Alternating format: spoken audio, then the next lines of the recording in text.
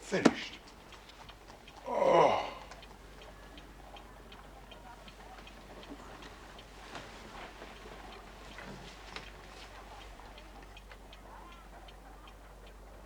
What do you make of it, Watson? Huh? Believe you've got eyes in the back of your head, Holmes. Well, I have a well-polished coffee pot in front of me. Mrs. Hudson said it was left last night while we were out. What do you make of it? Ah. Well, his name, at least, we know. I think Dr. Mortimer is a successful, elderly medical man. Well esteemed, since those who know him gave him this mark of their appreciation. Yeah. I think he's a country practitioner, does a good deal of visiting on foot. Friends of CCH. Hmm. I should guess that to be the local hunt. Oh, bravo. Bravo, Watson. You know, I am bound to say you habitually underrate your abilities. Hmm. It may be that you are not yourself luminous, but you are a conductor of light. Some people without possessing genius have a remarkable power for stimulating it. I confess that, my dear fellow, I am very much in your debt. Thank you. But I am afraid that most of your conclusions were erroneous. H. Surely, hospital. CC suggests Charing Cross. I mean, if so, I would postulate a young man, under 30, amiable, absent-minded, unambitious, and the possessor of a dog. Can I see the stick? What? Oh. Thank you. Yes.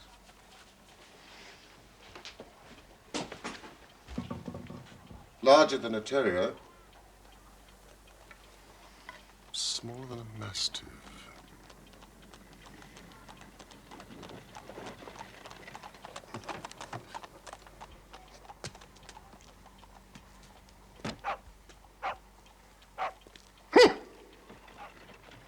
I was right. A curly-haired spaniel. Oh. Dr. Mortimer? Thank you, sir. Thank you. I wasn't sure whether I'd left it here or at the shipping office. The SS Gibraltar you see docks today at Tilbury. Ah. You interest me very much, Mr. Holmes. I'd hardly expected so dolichocephalic a skull or such well-marked supraorbital development. Would you have any objection to my running my finger along your parietal fissure? Please, Dr. Mortimer. A cast of your skull, sir, until the original becomes available. It is not my intention to be fulsome, but I confess, I covet your skull. Behave and sit down, Dr. Mortimer. Spot. Yes, good boy. Well, I presume that it was not your phrenological passion which drew you to Baker Street. Unfortunately, it was not, sir. Spot.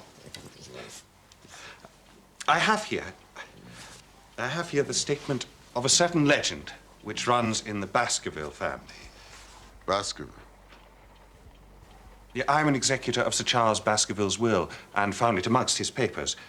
It concerns Hugo de Baskerville, who was lord of the manor at Grimpen on Dartmoor. Dartmoor? Some 200 years ago. The document is somewhat later. Learn then from this story to be circumspect in the future. For those foul passions whereby our family have suffered may not be loosed again to our culpable ruin. 8th of November, 1742 is an intriguing preamble. I read of Sir Charles Baskerville's death. From a medical point of view, it was a poorly informed article. No, thank you. He died of dyspnea and cardiac exhaustion. Were the conditions linked or were they parallel? Oh, they were linked, in my opinion. There was some facial distortion. Caused by the cardiac pain, presumably. Yes. You sound doubtful. It was not merely facial distortion. Well, in the year 1692, Hugo de Baskerville abducted a young girl. But she escaped across the moor that night, cursing. He unkennelled his pack of hounds and hunted her down like a wild animal. When his 3 drunken companions followed, they found the girl in a deep dip or goyal, dead from fear and fatigue. They had also confronted the cause of her death, a huge, demonic hound. Even as they looked, the hound tore the throat out of Hugo de Baskerville. One companion died that very night of what he saw, and the other twain were broken men for the rest of their days. This hound is supposed to have haunted the family since then, to the general misfortune of the line. Well, this may appeal to your lurid taste in fiction, Watson. It's a fairy tale, sir. Well, of course, Mr. Holmes. But fairy tales would not survive without a kernel of truth, huh? On the night Sir Charles died, I arrived at Baskerville Hall at first light.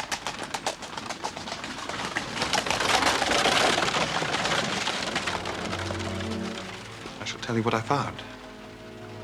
No more or less. Wait, please, sir. I had been concerned about him for some time. He had become obsessed with the legend of the Hound. It's by the summer house. He believed he had heard the Hound itself upon the moors. He even believed he had seen it. At the time, I took such morbid fancies to be part and parcel of Sir Charles's pathological condition. And now?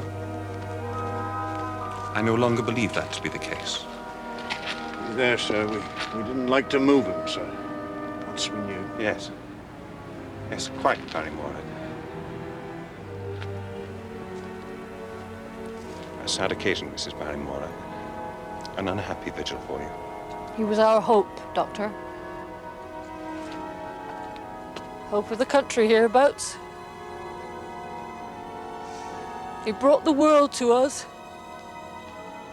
He was our hope.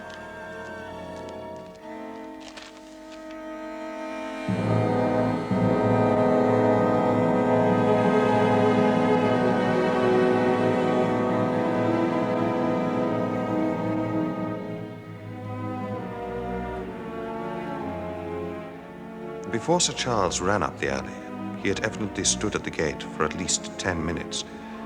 How do you know that? The ash had dropped twice from his cigar, and there were also 3 spent matches. Press me, Dr. Mortimer. Was there anything else? Yes. Footprints? A man or a woman's? Mr. Holmes. They were the footprints of a gigantic hound. Several people have seen a creature upon the moor, a huge creature, ghastly, spectral.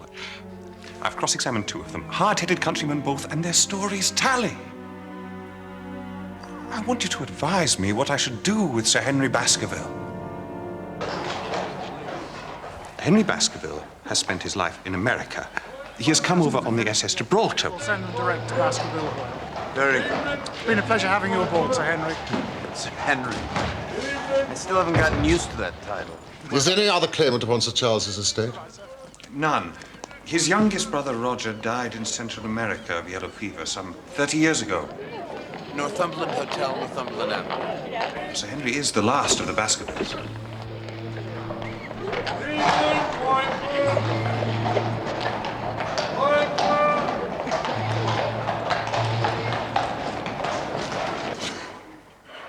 Why did you not consult me immediately? There is a realm in which the most accomplished detective is helpless. There are certain things here which are impossible to reconcile to the settled order of nature. Yes, well, if you believe this to be supernatural, you'll find more help from a priest.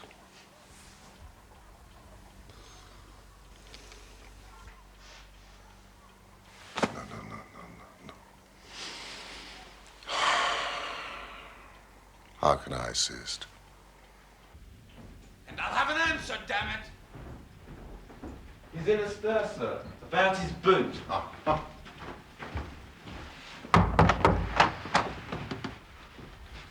By thunder, if that fellow can't find my old black boot.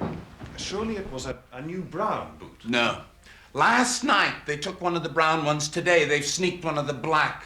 I'm sorry, Mortimer. I'm sorry to trouble you with this nonsense, but this is a first-class hotel, damn it. Oh. Hello. Mr. Sherlock Holmes at your service. I think it is worth troubling about, as a matter of fact. You do? Why? Because it's inexplicable. Good. That's good.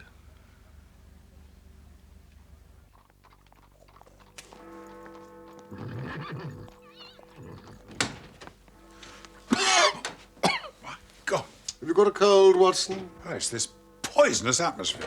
This is a bit thick, I suppose. Thick. It's intolerable. You've been at your club all day. How do you know that? Where do you think I'd be? Oh, here, clearly. Clearly. Oh, I've been in Devonshire. in spirit. Quite so. I sent out for a map from Stanford's. Ah. Now, see here. Baskerville Hall.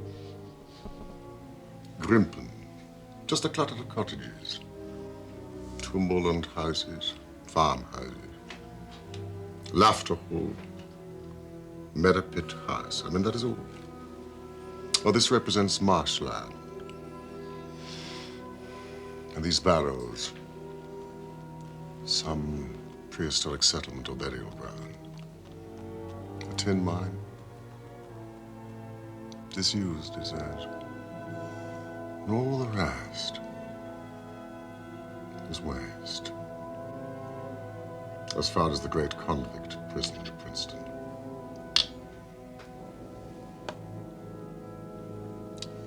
It is a worthy setting if the devil did decide to dabble in the affairs of man.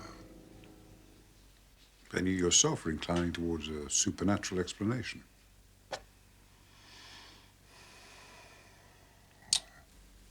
You'd better send word to Dr. Mortimer that we breakfast with him tomorrow. It arrived by post this morning.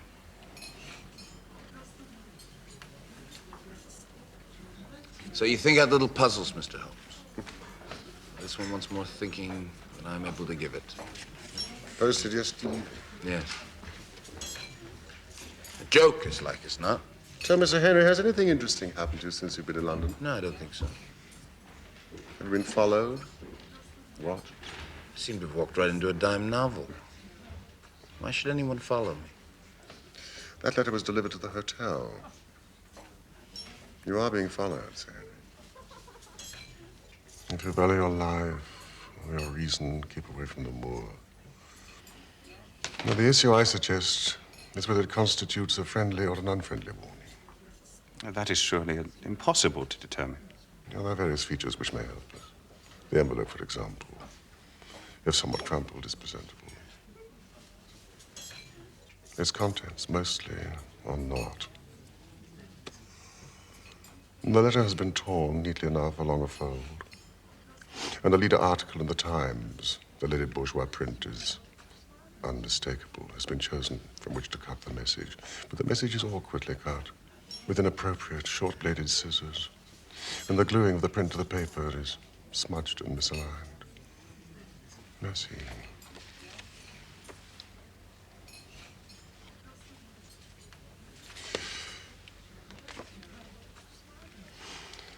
Only half a sheet of paper, and yet the watermark is clear. Huddeston, Quayle. You will find that paper in 100 middle-grade hotels, but not, I think, here. A first-class hotel would have paper of a greater weight. The ink is institutional. That also suggests a hotel. Yeah. What can we determine from this? Pocket flap. I infer that the person who wrote this message is staying at a nearby hotel. He's neat of habit and started the task methodically. But then he began to fear discovery. He rushed it through and put the result into his pocket until such time as he posted it. It is true that fearful people threaten. But my interpretation is that this is a friendly warning, because it seems a risk was incurred in its execution. Bravo, Mr. Holmes. You fulfill your reputation, sir. No mistake. But if you're right and this fellow's afraid, then he's afraid not only for his own skin, but what might happen to me. Quite so. Dr. Mortimer, I think it is time that you explained.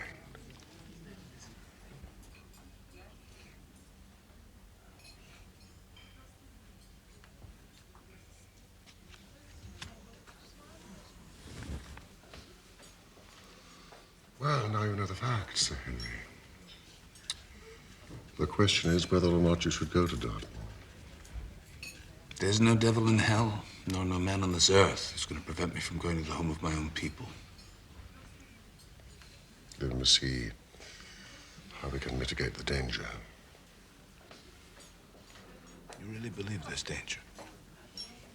I think that if there is, then it is considerable. You certainly cannot go alone. Dr. Mortimer returns with me. He has his practice, and he lives many miles distant. You'll come yourself? I have to stay in London, a blackmail case. I recommend my friend Watson.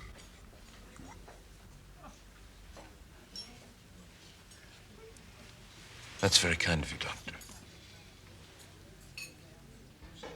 And I do hope that you'll get to take care of I will. Dr. Mortimer, very, very good luck. Thank you. Take heart. Yes, of course. We don't know what exactly.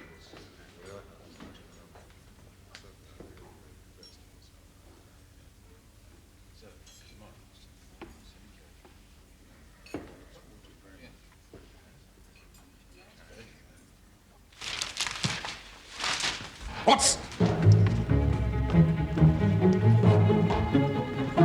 This way!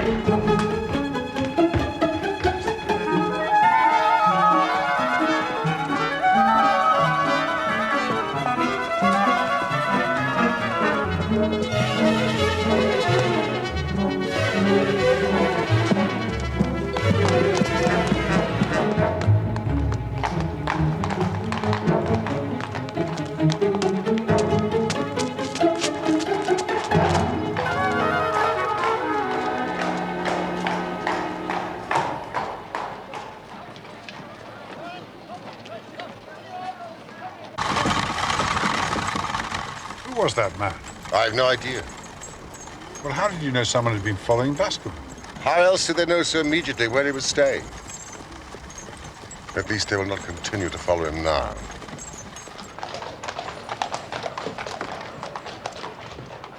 When a crisis comes, Watson, and it will, report to me.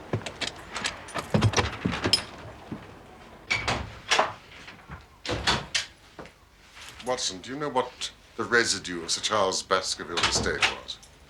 No, I don't. Less than $1 million. A stake for which a man might play a dangerous game. Such a sum has a definite materiality.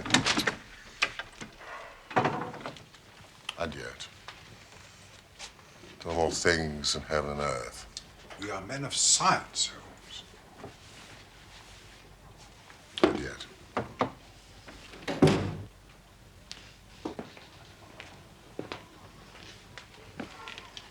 It's an ugly, dangerous business, Watson. Believe me, I shall be very glad to have you back safe and sound in Baker Street once more. Thank you, Holmes.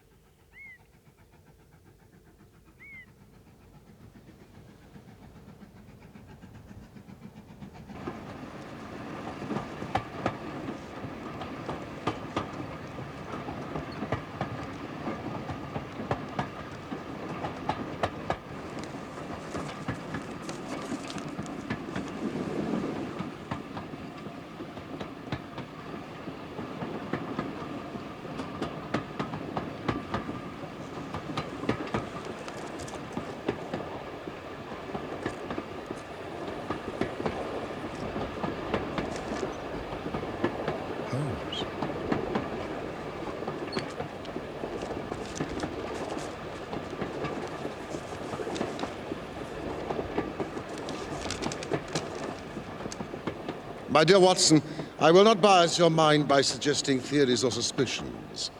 Simply report facts to me in the fullest possible manner. Concentrate your attention upon the following.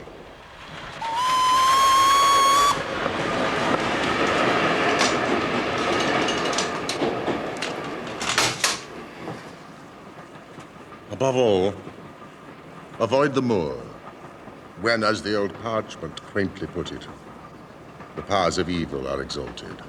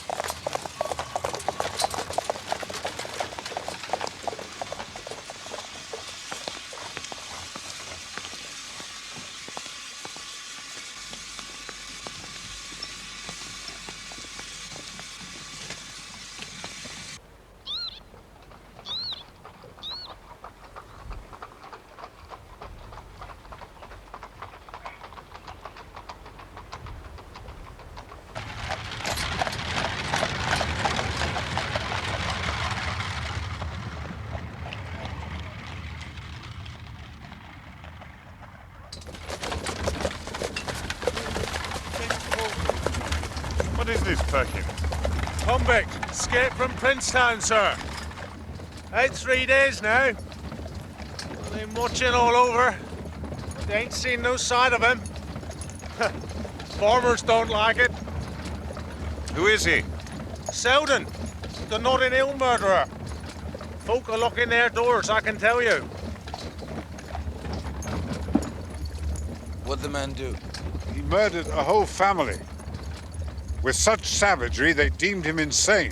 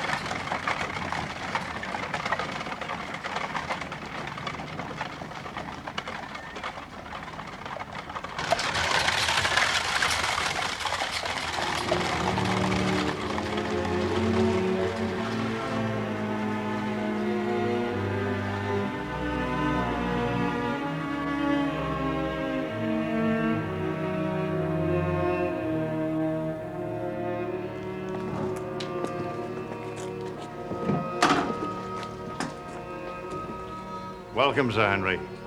Welcome to Baskerville Hall. Thank you. It's Barrymore, yes? At your service, sir. Mrs. Barrymore? Madam?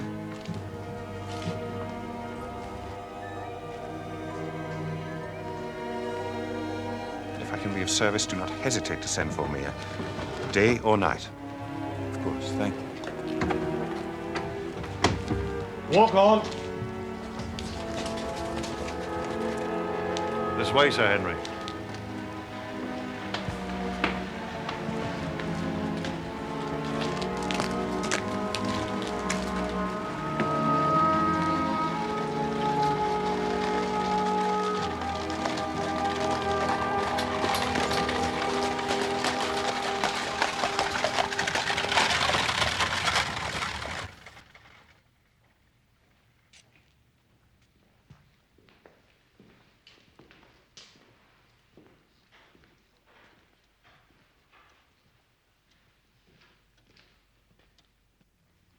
$500 of us.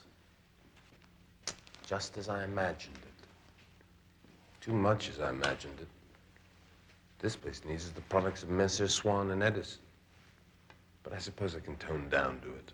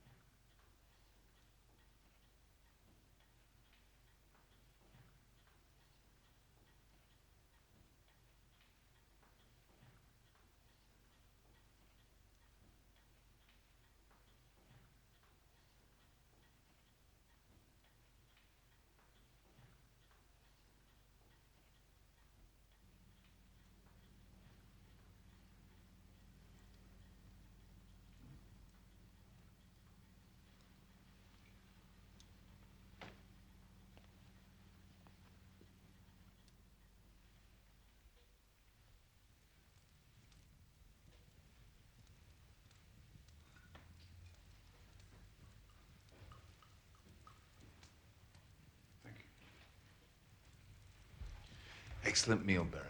Please thank Mrs. Barrymore for us. Thank you, sir. Should be pleased you enjoyed it. Well, Dr. Watson, shall we?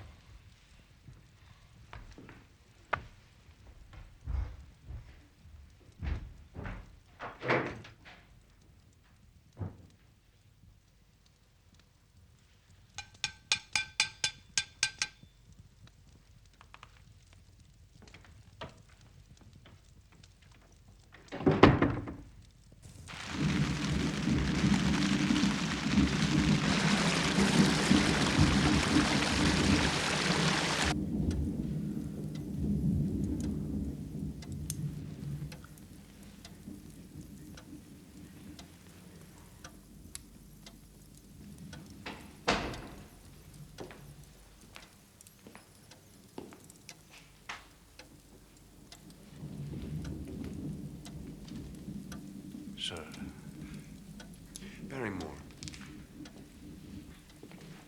What is it?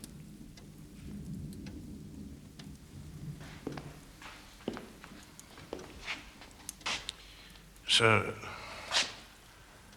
my wife and I will be happy to stay with you till you've settled in and made your arrangements. But your family's been with us for generations. Sorry to start my life here, breaking an old family connection. Thank you, sir.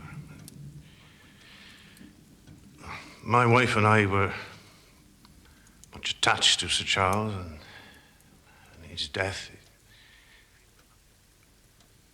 We feel that nothing can be. We feel we shall never be easy here at the Hall, sir.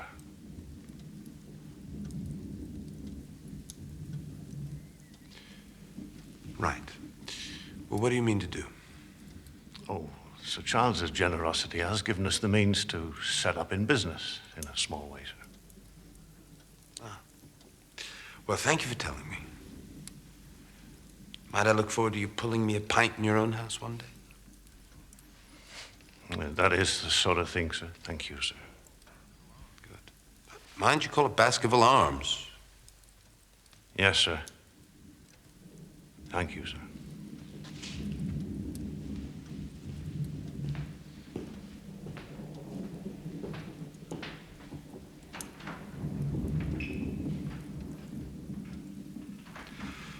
That man is frightened. Yes.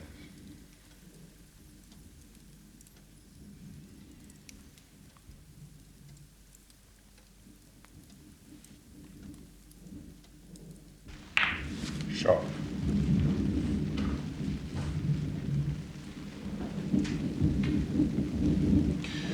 Turning into a rough night.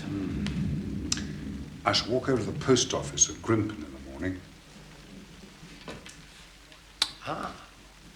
I'm sorry, but Holmes asked me not to let you leave the house without... Doctor, this shall take care of any dog that I may meet in your absence. Even armed. All right. Tomorrow morning she'll find me at home. I'm safe at home, am I? That's what Holmes believes.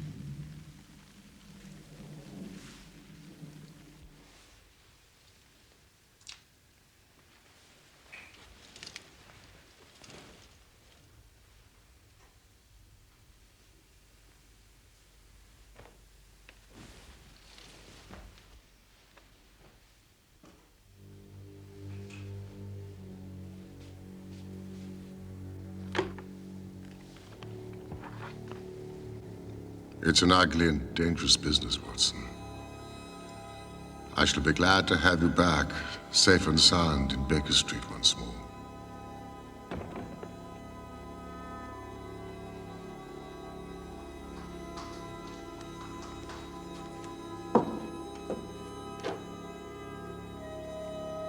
It's a realm in which the most accomplished detective is helpless. There are certain things here which are impossible to reconcile to the settled order of nature.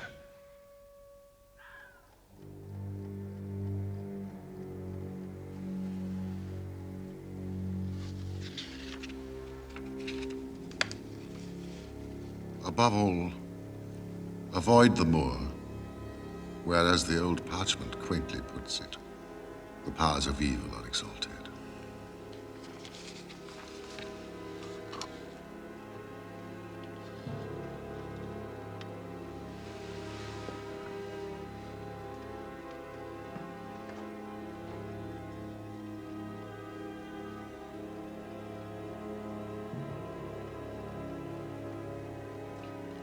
Do you know what the residue of Sir Charles Baskerville's estate was?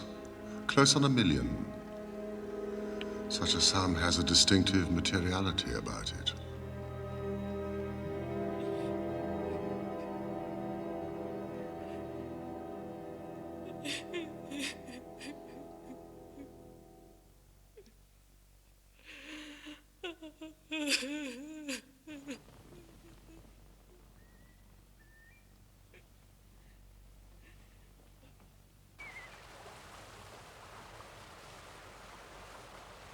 Good morning. How are you today? Oh, very well, thank you. Here we are. Thank you, sir. Thank you.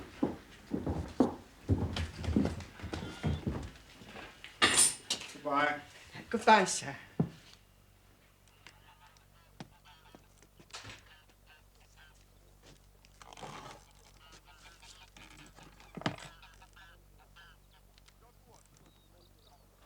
Dr. Watson? Excuse my presumption. Dr. Mortimer pointed you out to me. From the window of his surgery as you passed. Oh. Possibly he's told you my name. Stapleton, of Merripit House. Yes, indeed. How do you do? We were concerned. Frankland, Mortimer and I. Concerned? Lest Sir Henry should not come. You know the legend of the fiend Hound. We thought it might seize his imagination just as it seized poor Sir Charles's. How is Mr. Sherlock Holmes? Dr. Watson, you are here. It follows then that Mr. Holmes is interested. I'm afraid I cannot answer your question.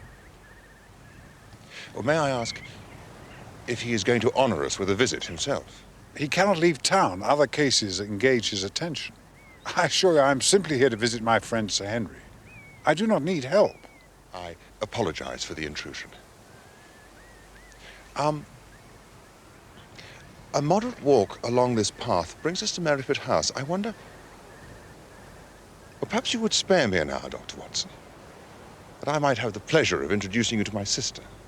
But I'm expected back at Baskerville Hall. No, I'm sure an hour will not hurt. Thank you, Mr. Stapleton.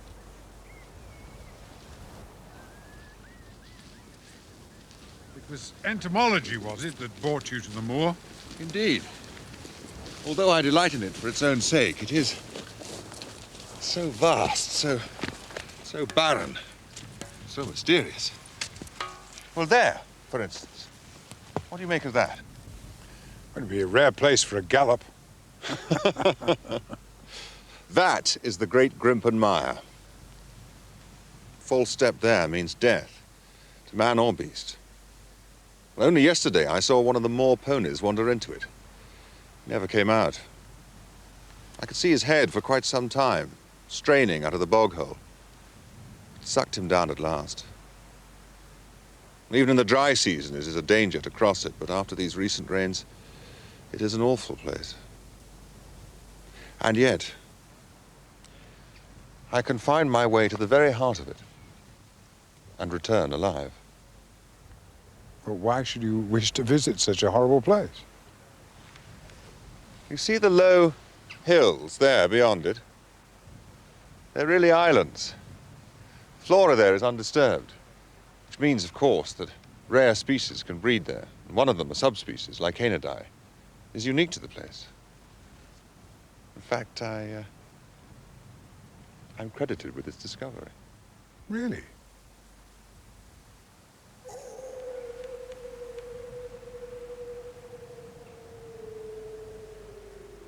Moor is full of noises.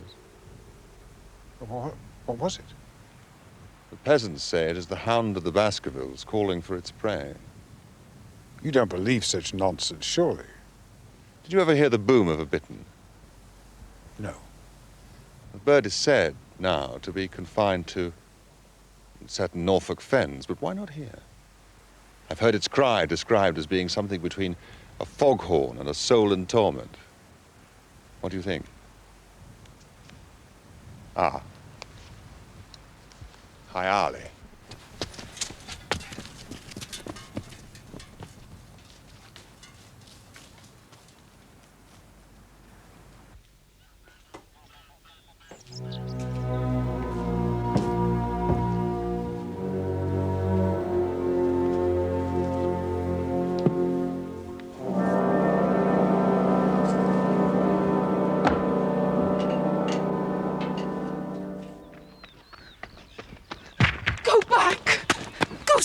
To London instantly. For God's sake, do what I ask. Go back and never set foot on the moor again. Shh! My brother is coming. Miss Stapleton? Get away from this place at all costs. Do you see that orchid? Yes, I do. It's a pity you came so late. Our best orchids are nearly over. Jack! You have introduced yourselves, I see. Yes. I was telling Sir Henry it's a pity he has missed the beauties of the moor. Oh, were I Sir Henry, Miss Stapleton, I'm sure I would not miss your beauty, but I'm afraid I am not. Sir Henry, that is. Merely his friend, my Dr. John Watson at your service. Did you catch your butterfly? No. Harley flies like a witch, I'm afraid. Ah, there. Oh, yes. You must forgive and forget my foolish outburst, Dr. Watson. I cannot forget, Miss Stapleton. You must! Sir Henry is my friend. His welfare is a very close concern of mine. Tell me why you are so eager that he should return to London. You know the story of the Hound. I do not believe such nonsense. But I do. If you have any influence with Sir Henry, take him away. I fear that unless you can give me more definite information than this, it would be impossible to get him to move. I cannot say anything definite, for I do not know anything definite. Miss Stapleton, I would ask you one more question. If you meant no more than this when you first spoke to me, why were you so eager that your brother should not overhear what you said? There is nothing to which he or anybody else could object. My brother is very anxious to have the hall inhabited. He thinks it's for the good of the poor folk upon the moor.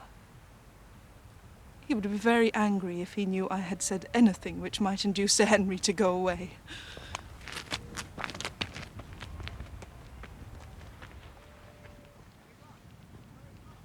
Any luck? Afraid not. Flies like a witch. And so beautiful. Pale clouded yellow. I have a number of them, of course. I must show you my collection.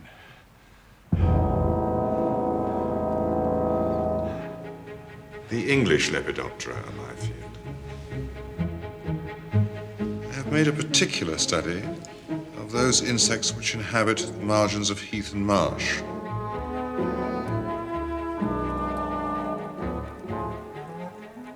A magnificent collection and the work of a serious scientist.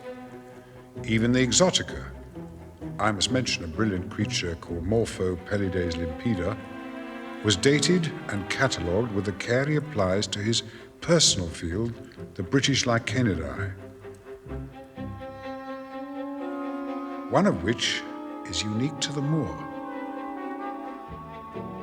I must also report that the new brown boot has turned up.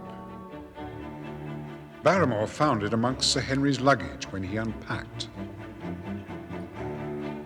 Miss Stapleton is very handsome, and on Tuesday we are to dine here at Baskerville Hall with all our neighbours.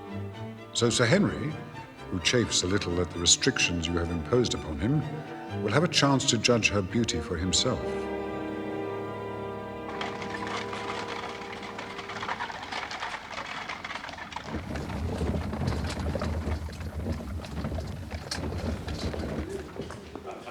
We are also to meet Dr. Mortimer's wife, and the old vicar of Grimpen, who is very shy, they say. And Mr. Franklin, an amateur astronomer of some note, who has a reputation of being litigious to a fault. A red letter day. Law is law, and I mean to teach them. I have established a right-of-way slap through the middle of old Middleton's Park. Case decided today. We must teach these magnates they cannot ride roughshod over the rights of commoners. Case decided today. Today, Mr. Franklin. Today, sir. Why do you ask? They're saying in Fernworthy that you've had the wood there closed to the villagers. Also today. A red letter day, as I said. True, sir. I shall be burnt in effigy tonight in Fernworthy, but I have the case against them. Infernal people seem to think there are no rights of property. They can swarm where they like with their picnic papers and bottles. But why should they complain? No one goes to the wood now. They have to cross the moor to get to it. No one will cross the moor. And why is that, sir? You've surely heard. The Hound walks abroad upon the moor. The Hound of the Baskervilles, Sir Henry. I've heard. Is it a phenomenon you believe in yourself, Mr. Franklin? Ask the vicar. Astronomic and forensic matters are my domain. Demonic matters are his. Is it a hound of hell, Vicar? Or what? Yes. An interesting question. Whatever it is that has been seen, it is undoubtedly something. Our farrier, Thomas Chubb, is not a man given to visions. And he saw something out there. A dog, he said, but the size of a calf. And I do not think local hysteria is an adequate explanation myself. I pray nightly that it remove itself from us, whatever it is, that we all may sleep the more soundly. Yes. I believe it is Selden the murderer who frightens the folk. In Grimpen, they believe he is still upon the moor. We are too ready to condescend and attribute superstition to these poor people, when they are in fact subject to a natural and sensible fear. Bravo, Miss Stapleton. Bravo. This hellhound's existence would not survive a court of law. Mere hearsay. Bring the thing before the bench in the full blaze of jurisprudence, say I, then I will believe in it.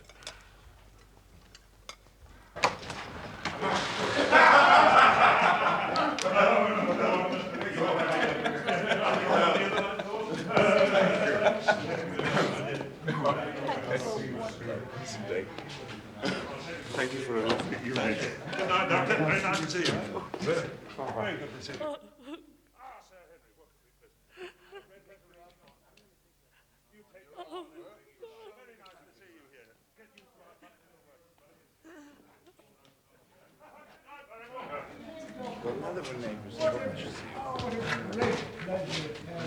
Sir Henry. I'm sure Yes. Splendid. Oh, thank you. Thank you very much. I thought you were not keeping to that. Sir Henry! Yes. My dear fellow, wonderful. I must compliment you on that. Claret! Delicious. Absolutely delightful. Certainly now. Oh, there you go.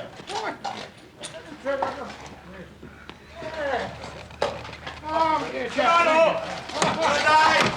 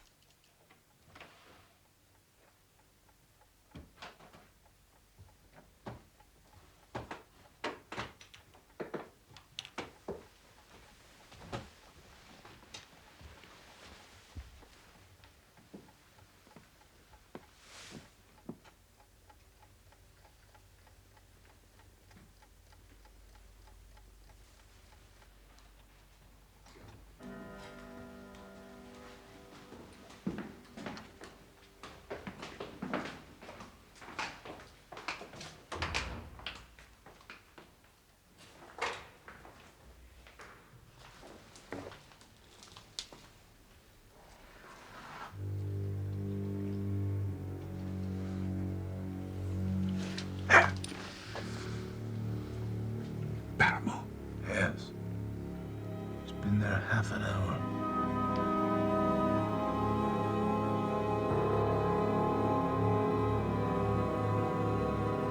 What's he doing? I don't know. Look! Out of the moor.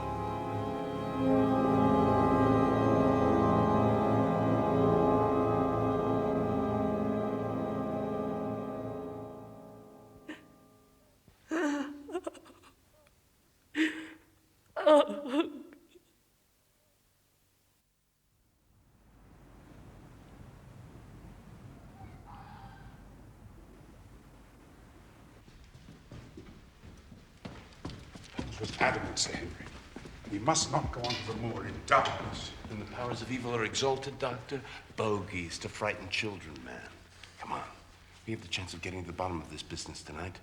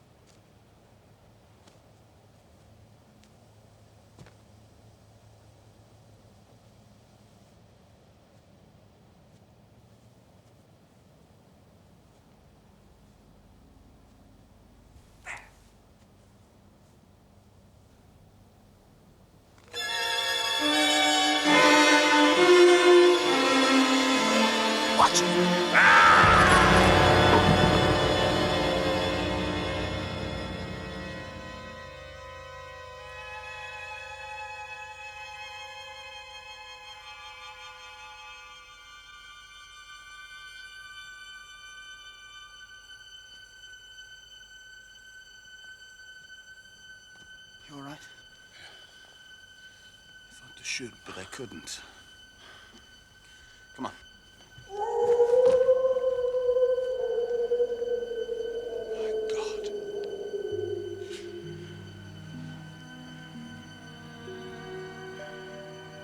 Do you believe there's any truth in these rumors? Look! Listen. Barrymore? It's not seldom, at any rate. We were followed in London, and we're followed still. Come on. Let's get back to the house.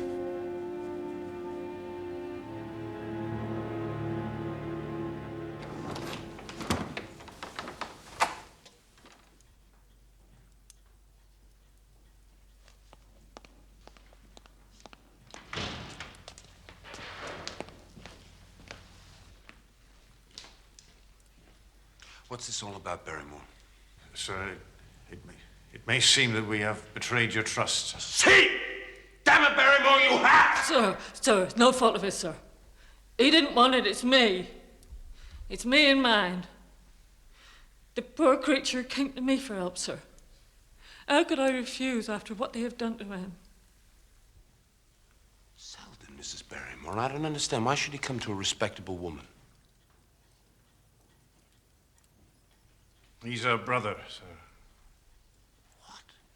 It's true, sir.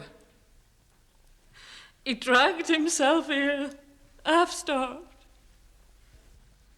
And what would you expect? We fed him. We took food out for him, sir, no more than you would for a dog. We hoped he'd go, but the light has been there, night after night. Is this true, Barrymore? Yes, sir. Have you any conception what this man did, Barrymore? Yes, sir. But he's a broken man.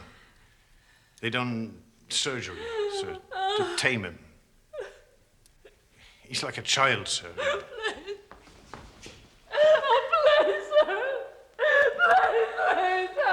Mrs. Barrymore, please. Please get up. This is not dignified, please. Right. By your leave, sir. Arrangements have been made. You'll be out of the country in a few days. I beg you, sir, say nothing to the police.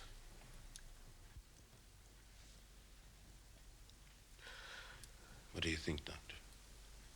You say he's harmless now, Barrymore. Yet he threw a rock at us. As a child might throw stones, sir. The murderer's heart has gone out of him. He's but a frightening baby now, sir.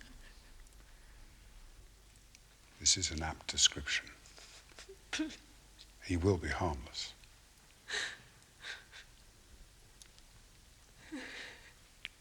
Very well. Please take your wife to your room. We'll say nothing about this matter.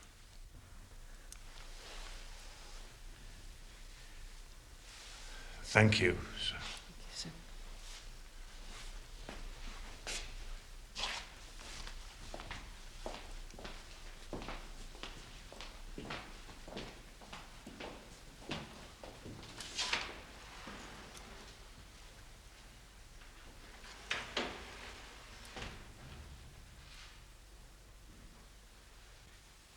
I thought we had a chance of getting to the bottom of this business. All we seem to have done is compound a felony.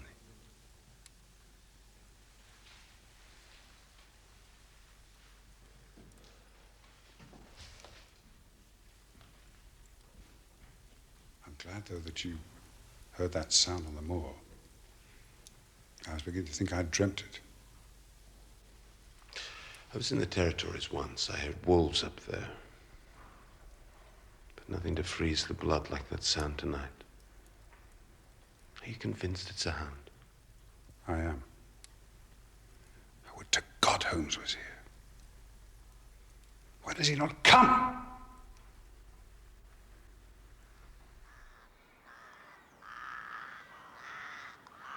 And yet, Holmes, when daylight and birdsong return, the black imaginings of the night evaporate.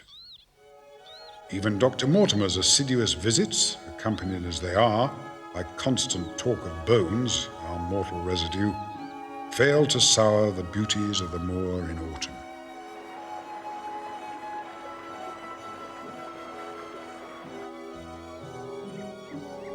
We are, however, still far from the heart of the mystery.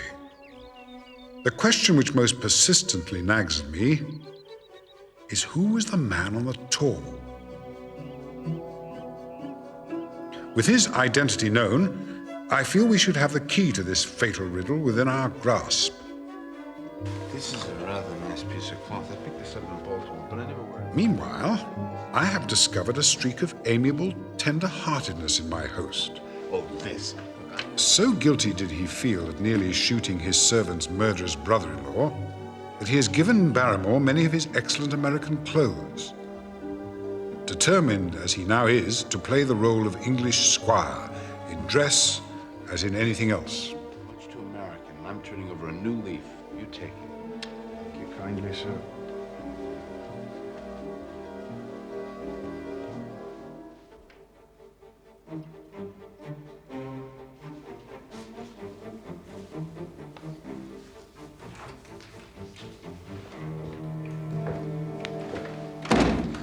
Very smart, Sir Henry. Oh, yeah. Well, I'm going to stroll over to Maripet House. I thought I'd invite Stapleton and his sister, or rather, I should say, Miss Stapleton and her brother to luncheon on Monday. Well, I know you won't want me to come with you there, but Holmes insisted that... Now, look here, my friend. Holmes could not have foreseen certain developments. You'd make a very civil gooseberry. No, I'm afraid I have to go alone.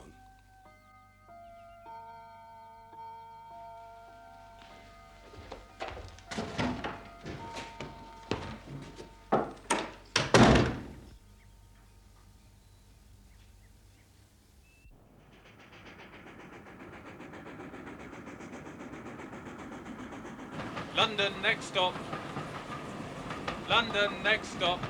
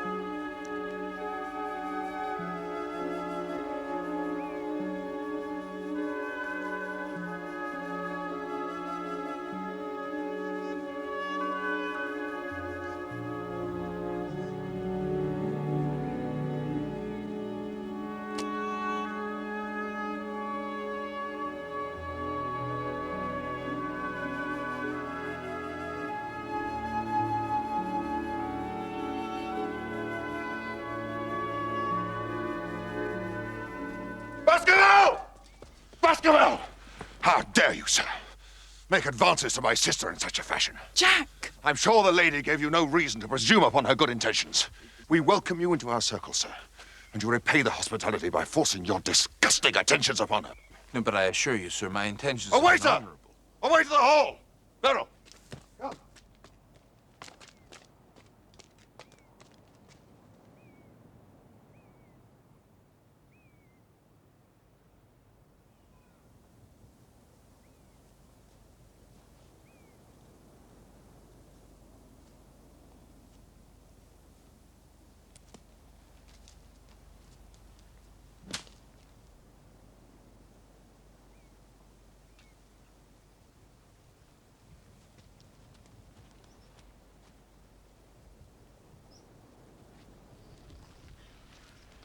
Hello, Watson. Where have you dropped from? I took it upon myself to follow you.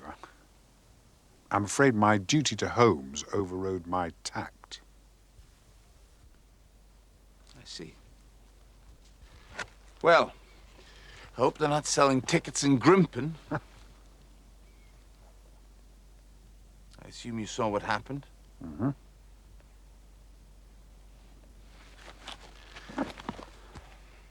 Did he ever strike you as a bit crazy, this brother of hers? Not particularly. Oh, well, he does me. What's he getting so heated about? What objection can he have to me as a brother-in-law? I mean, he can't object to my worldly position, so it's gotta be me myself. Oh, I don't know. Do you see it? Not at all. No, me. Oh, thanks.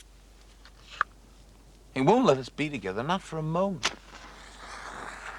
You must realize. I don't understand. There's a light in her eyes that speaks louder than words. I know it. I know it in my heart. But he treats me as if I was some mad seducer in an old melodrama. Oh, it's absurd. Perhaps. What? I was just thinking that this business with the Hound and the family curse and so on, if Stapleton partly believes it's true, perhaps he might want his sister not to be... Yes, I know. Just till the business is resolved.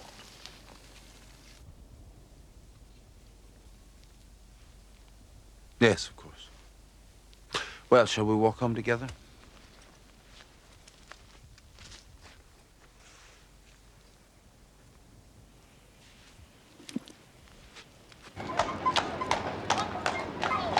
The Royal Observatory, please.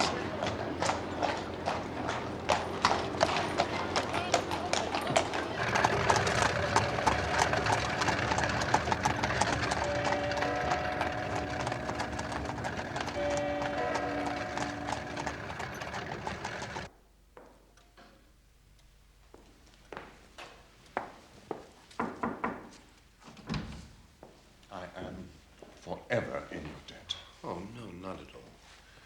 Well, good day. Good day, Sir Henry.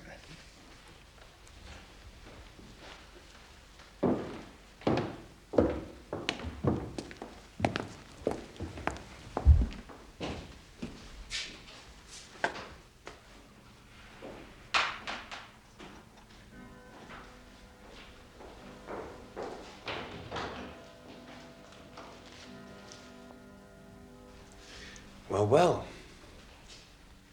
What happened? Stapleton. I still think the fellow's crazy, but he's just given me the most complete apology a man's ever likely to receive in his life, and he's invited us to dinner tomorrow. Friday, indeed. Good. I look forward to it. Ah, the post at Grimpen. Just so.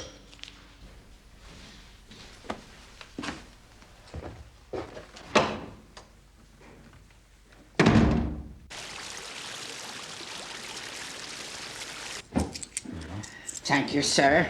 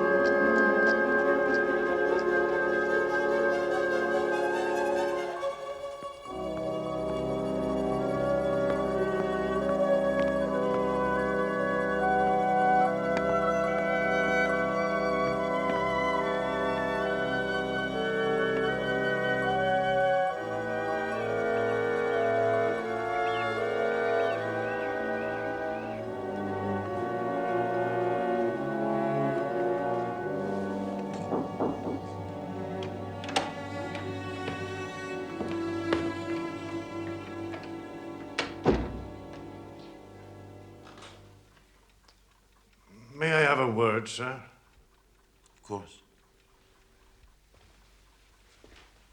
You've been very good to us, sir, and I should like to do the best I can for you.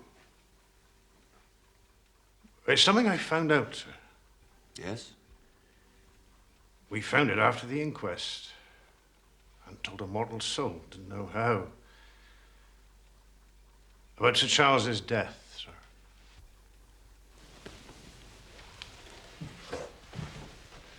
You know how he died? No, sir. Well, what then? I do know why he was at the gate at that hour. Why? To meet a woman, sir. Woman? Are you sure? Oh, yes, sir. Well, what was her name?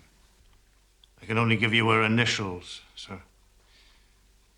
Yes, it was something my wife found. She was cleaning out this very room, Sir Charles's study, sir, and in the grate there she found this scrap of paper. Oh, 'twas all burnt, but well, it could still be read. From the shine in the writing, if you know what I mean, sir. Of course, I understand. Please go on. Well, she called to me, and I wrote it down. Please, as you are a gentleman, burn this letter and be at the gate by 10 o'clock. Then the initials, LL.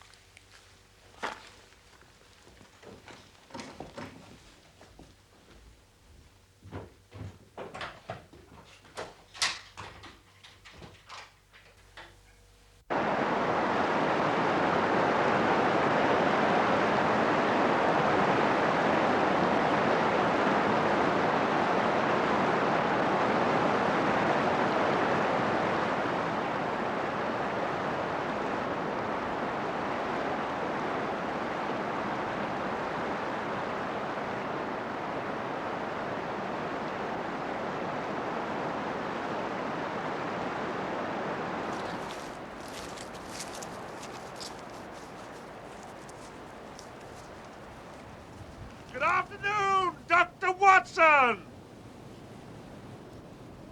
Mr. Franklin?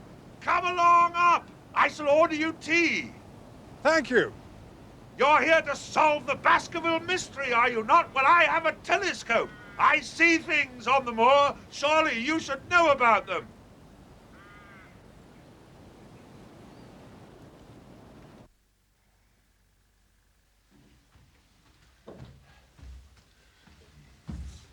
A striking portrait. Laura. Your daughter, Mr. Franklin. Yes. Yes, that is my daughter. The woman she has become is not. This way, Doctor. How's that? Disinherited her. I'm sorry to hear it. You are. What do you suppose such a thing does to her father, huh? This way. Married her seducer, sir. An artist. So-called. Not that artist. That artist earned his living. Her artist was too grand to earn his living. Artist? Wastrel. Lyons. Fellow called Lyons. Ever heard of him? No, actually. Laura Lyons. Nobody has. After her money. My money. I was burnt in effigy in Fernworthy last week. You predicted that, I remember. Exactly so, because I know the slackness of authority hereabouts. The case of Franklin v. Regina will bring the matter before the attention of the public. I told the police they would have occasion to regret their treatment of me, and already my words have come true. How so? I could tell them what they're dying to know. But you're not going to. Certainly not. It's a case of poaching. Poaching? Fiddlesticks! The convict, sir. Selden, the mad stabber. You don't mean to say you know where he is? Near enough. It has never occurred to the police that the way to catch the man was to find out where he got his food, and so trace it to him. Barrymore. His food is taken to him by a child. A child? Why not? I have observed the child for more than a week. It is in the nature of children to form perverse allegiances. But surely it's more likely to be the child of a moorland shepherd taking him his lunch. Flocks move. Quick! Dr. Watson, quick. Yes, I see him.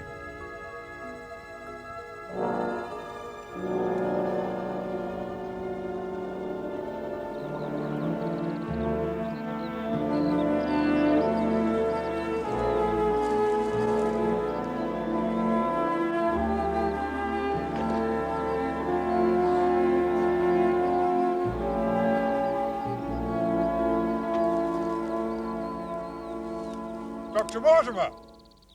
Dr. Watson, I have something marvelous to show you.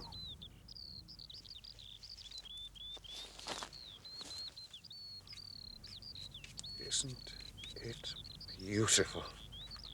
Splendid. The most complete of its kind I've yet found. I found it myself, what's more. The labourers aren't here today. It is quite beautiful.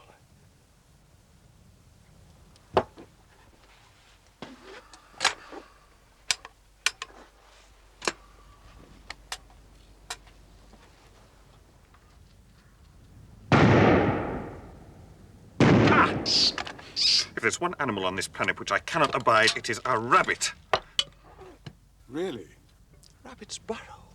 Have you any conception of what a family of rabbits can do to the chronology of a dig in a single night? You are on your way to the necropolis. I could show you round if you like. The necropolis? Most people think it a Neolithic village, but I have reason to believe it a burial ground. Some most interesting features. Ah, I should be glad of your company. There's someone bivouacked near there. Who is it? It's the man who's been at Sir Henry's heels since he landed here. I can't think his motives are benevolent. So, if you come, I should be obliged if you bring that gun you handle so well. There may be some danger. If there's to be danger, then 2 guns will be better than 1. Yes. Do you know Laura Lyons? Old Franklin's daughter. Yes, she's a patient of mine. She lives in Coombe Tracy. He's cut her off, you know, without a penny. Do you know if she was acquainted with Sir Charles? It's possible. After her marriage went wrong, she was able to set up for herself in a small way. As a typist, Sir Charles may have made that possible. He was a man who fostered many good causes. She may have been one of them. What sort of a painter was Lyons? Oh, brilliant.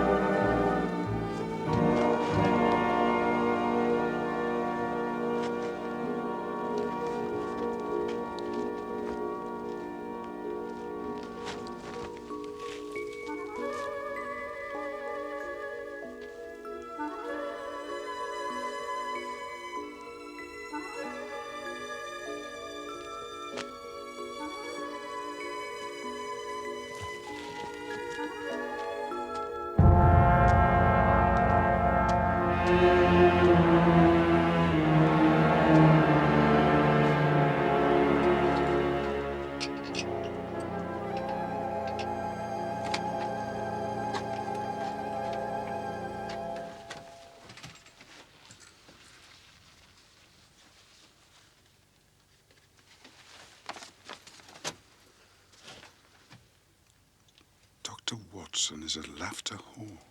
Perhaps it is you who's been dogged by this secret man, and not Sir Henry at all.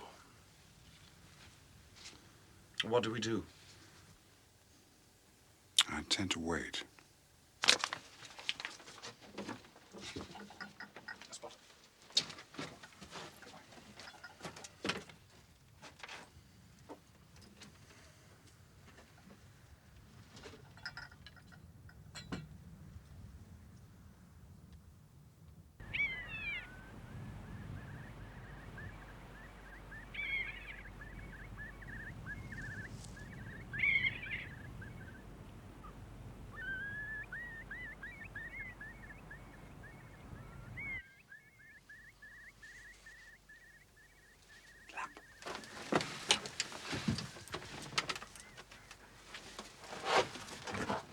It's a lovely evening, Doctor. I really think you would be more comfortable outside than in. When I see a cigarette stub marked Bradley, Oxford Street, I know my friend Watson is in the neighborhood. Be careful with that gun. I thought you were in Baker Street, working out that case of blackmail. That is what I wished you to think.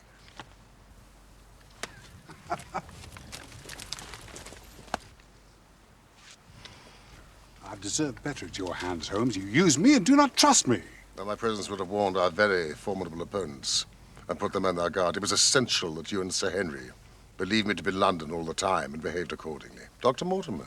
Mr. Holmes. How long have you been in Devon? I fancy you saw me on my second night, when I was foolish enough to show myself against the moon. Huh. And all my reports have been wasted. No. Here they are. And very well thumbed, I assure you. I had to subvert the local post office. Brilliant, my dear fellow. Brilliant. You must, I know, have much to discuss, and I must be getting home. Please, one question, Mr. Holmes. Are you any closer to discovering what, if anything, the Hound is? I am. Does it exist? It does. Thank you, Dr. Mortimer. Mr. Holmes? Good day, Dr. Watson. Thank you for your help.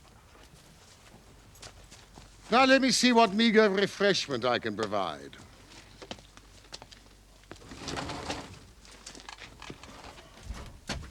Cartwright, the little chap from the express office. I brought him down with me to look after my simple wants. A loaf of bread and a clean collar. I've discovered that there's a woman living in Coombe Tracy with the initials LL. Ah, yes, Franklin's daughter, Laura Lyons. Our researchers have been running along the same lines. Did you know that she's seeking a divorce from her husband? But she lacks the means to carry it through. It is a costly business. Do try my steel. Ah. Dr. Mortimer thought that Sir Charles might have been a discreet benefactor. Really? That's interesting. Please, Watson.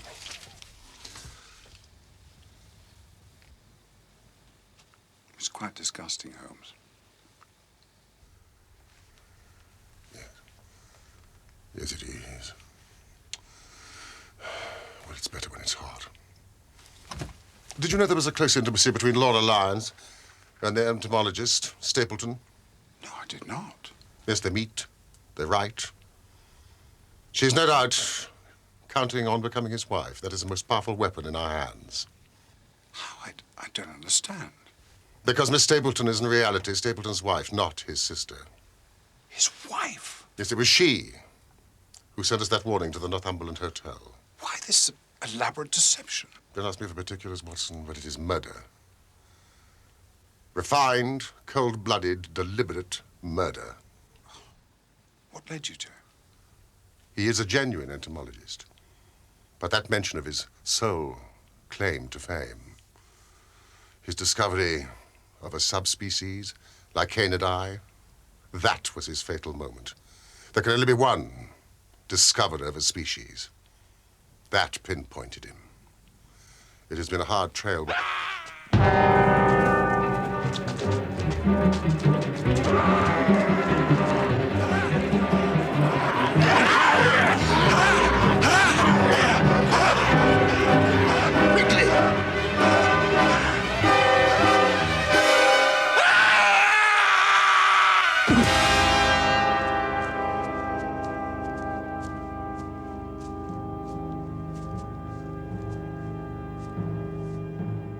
It's Sir Henry.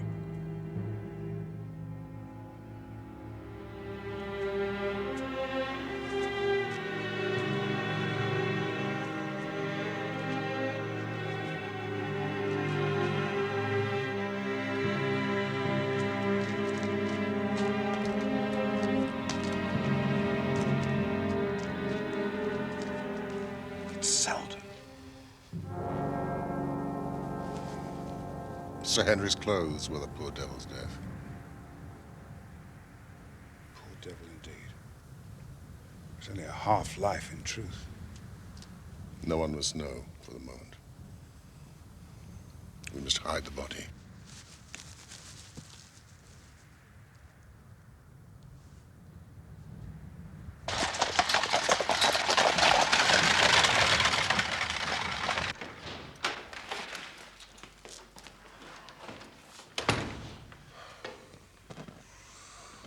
Sir Henry must know nothing of hearing the Hound.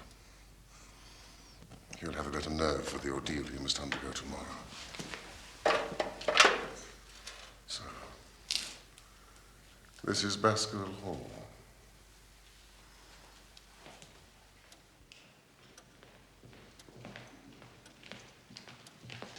One moment, Wilson.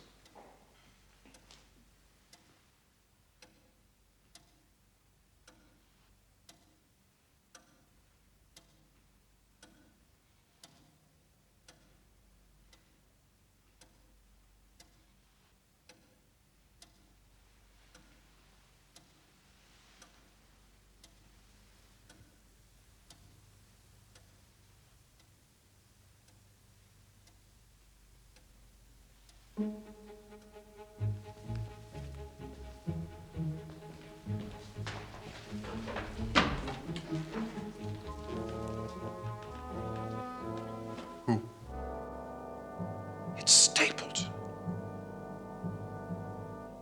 He's a Baskerville. Sir Charles's brother, who died of yellow fever in Costa Rica, did not die childless. We have him, Watson. We have him. And I dare swear that by tomorrow night, he will be fluttering in our net as helpless as one of his own butterflies.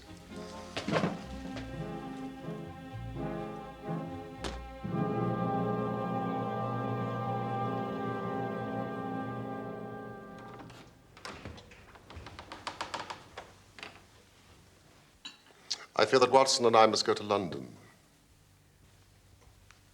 London? I think we will be more useful there at this present juncture.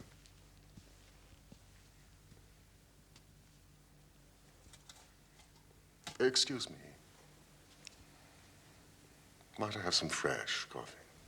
Certainly, sir. But I thought you were going to see me through this business.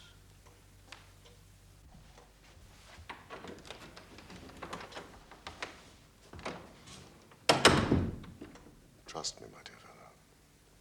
I do. Tell Stapleton that I would have been happy to come with you, but that urgent business required me to be in town. I don't understand. Should I not come with you to London? Why should I stay here alone? No, you must stay. And do exactly as I tell you. Of course I will.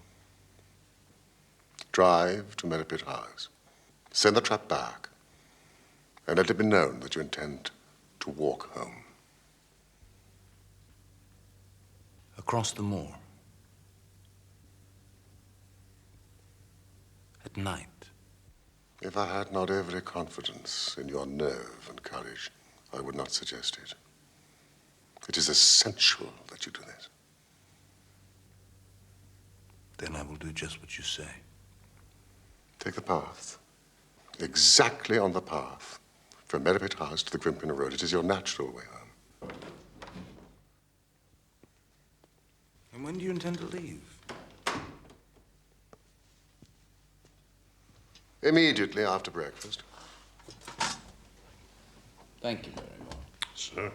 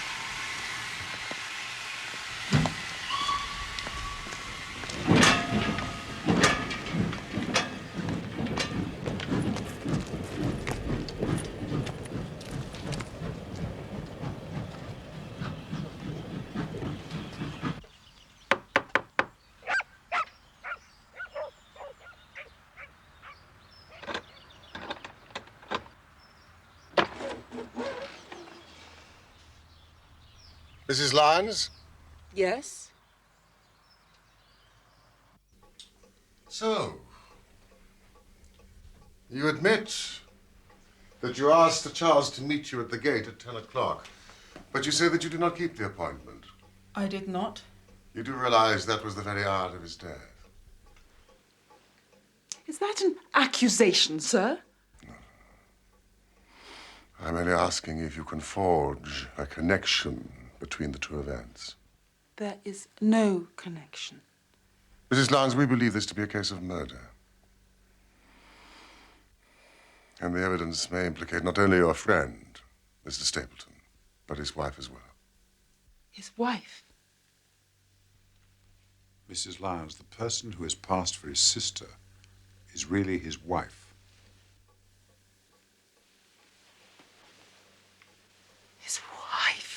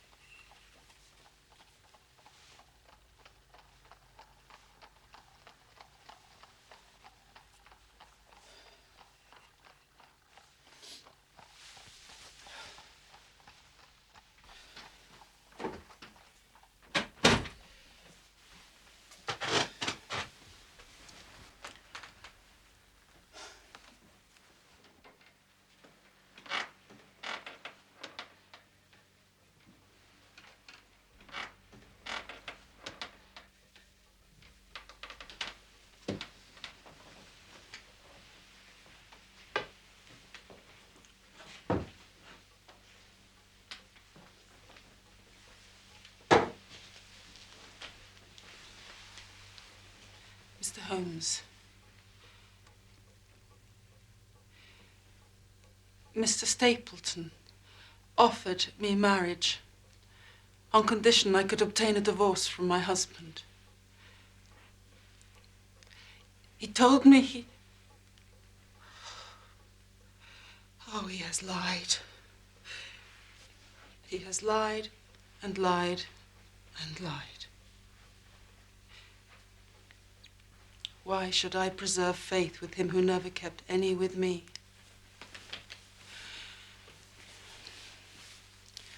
Ask me what you will. There is nothing I shall hold back. You have said Sir Charles helped you to set yourself up as a professional typist. Presumably that was after your husband deserted you. Yes. Sir Charles knew my father would not help me. One thing I swear to you. When I wrote the letter, I never dreamed of any harm to the old gentleman who had been my kindest friend.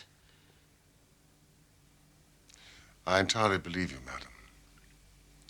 And Sir Charles used Stapleton as an intermediary? He did not like to be seen to be doing good. And the letter that you sent to Sir Charles on the day of his death? I needed money for my divorce. I had heard he was leaving for London. And the sending of the letter was suggested by Stapleton? He dictated it. The reason he gave was that Sir Charles would help with the legal expenses of my divorce. And he dissuaded you from keeping the appointment. And swore me to silence concerning it. He said that the death had been a very mysterious one, and that I should certainly be suspected were the facts to become known. He frightened me into silence. You have had a very fortunate escape, Mrs. Lyons. You have been near the edge of the precipice.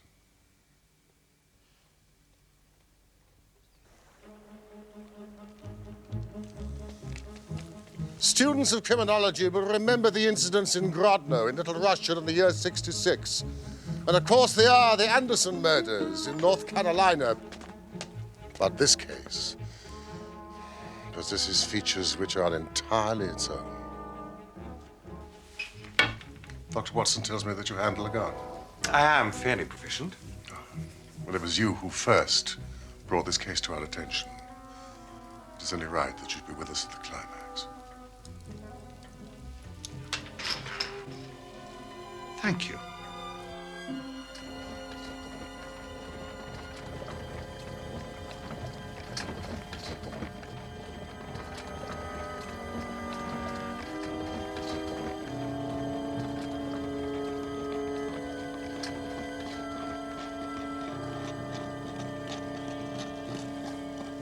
While Dr. Mortimer and I guard the path, you watch the house, Watson.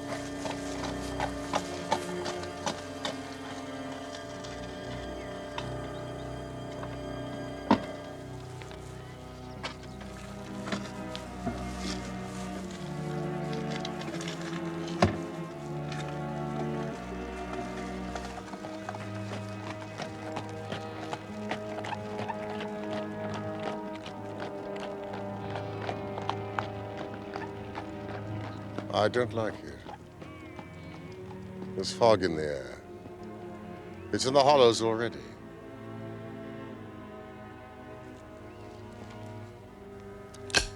Be careful, Watson.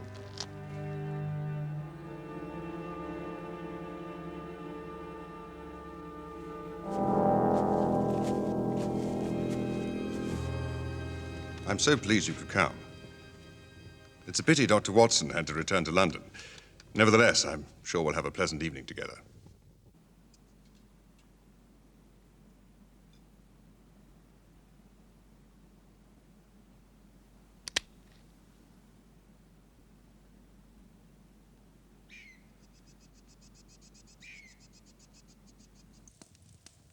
If you'd excuse me for a moment, Sir Henry. I shan't be long.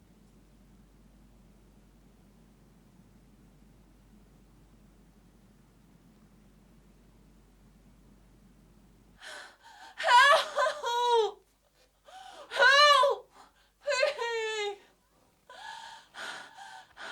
Howie!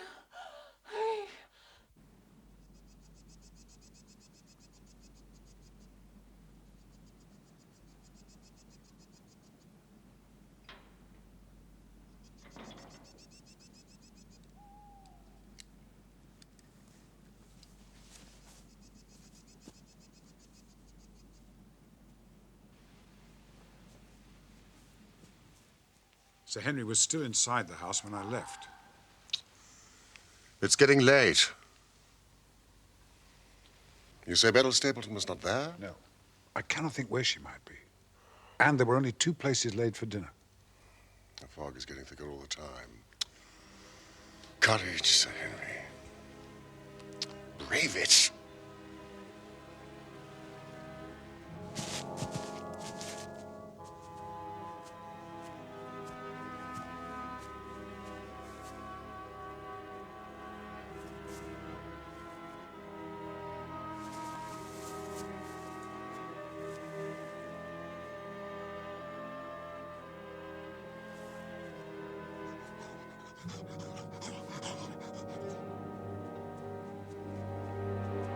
It's coming.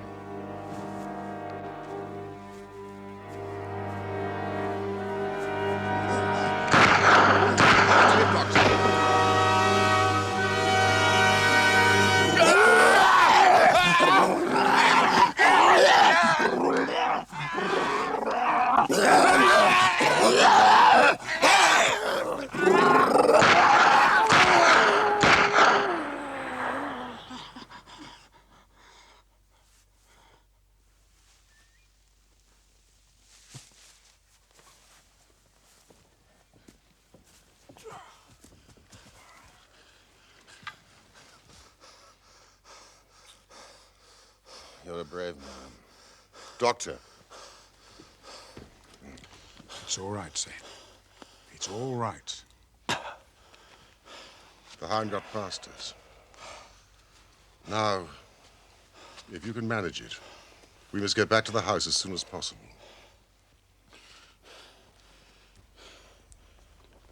Phosphorus?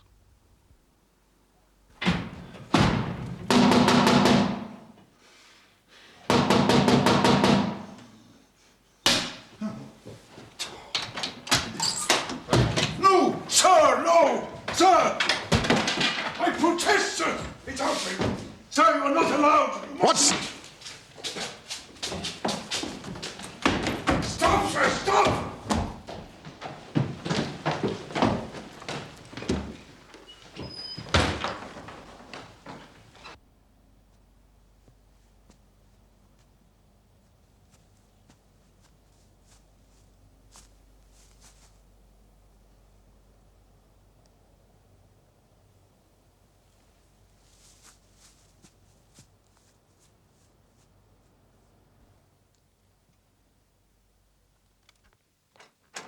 The door's locked.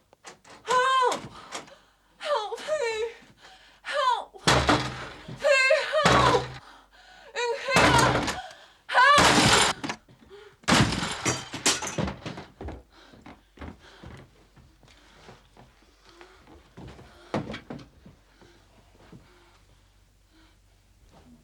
She's badly hurt.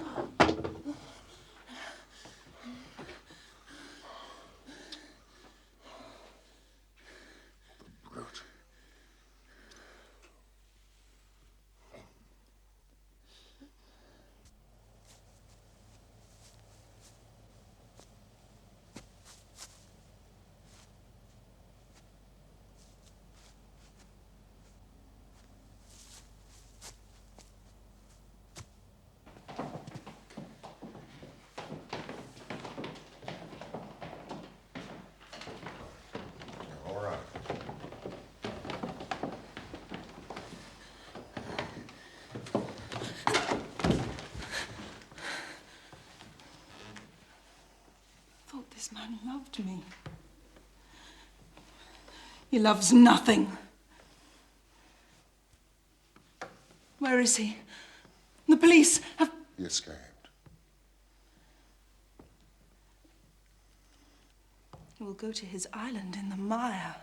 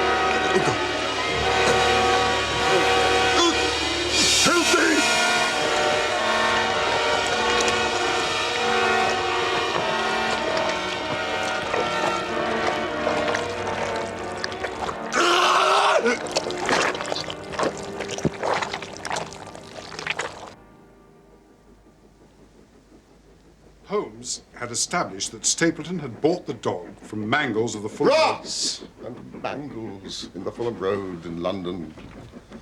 Ross and Mangles of the Fulham Road, London.